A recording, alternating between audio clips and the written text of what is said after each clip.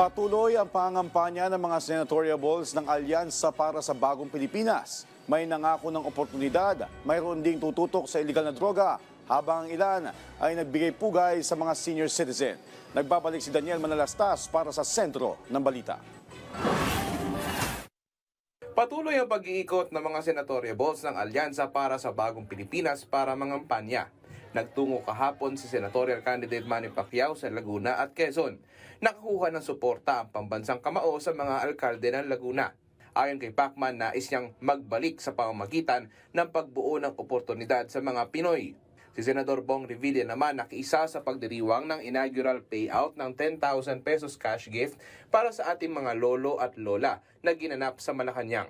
Kaya yung 85, 80, 85, 90, 95, tatagyan natin 10,000 pesos. At yung 100, 100,000. Kaya dito po ngayon ay binigyan ng presidente ng cash gift na yung ating mga lola at lolo. Kaya dito po kayo, kaya yung mga hindi pa nagpaparehistro, parehistro na po kayo.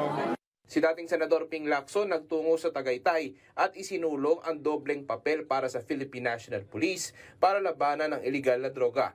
Anya, pwedeng turuan ng mga pulis na makiisa sa komunidad, guro at paaralan kung saan sila raw ang magpapaliwanag sa bata na iwasan ng droga.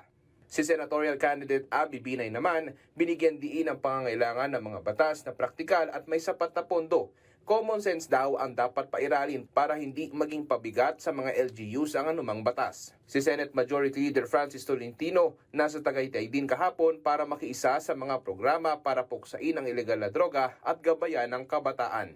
Daniel Manalastas para sa Pambansang TV sa Bagong Pilipinas.